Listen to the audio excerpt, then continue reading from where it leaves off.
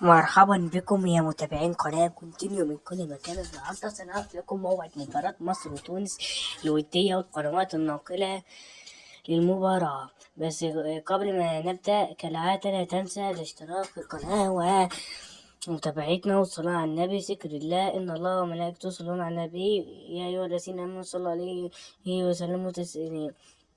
وساعد تكالي المنتخبين المباراة ودية يستعدون للموسم الجديد.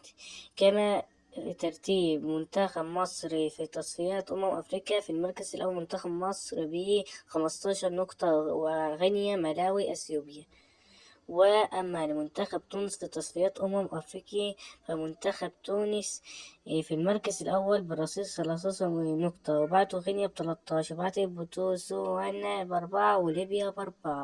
وسننطلق صفارة المباراة في أمام الساعة 6 مساء بتوقيت المغرب الجزائر وتونس، الساعة 7 مساء بتوقيت ليبيا والسودان، الساعة 8 مساء بتوقيت مصر الصيفي والسعودية والعراق والكويت والأردن واليمن وقطر وسوريا، والساعة 9 مساء بتوقيت عمان والإمارات. وهتكون 12/9/2023.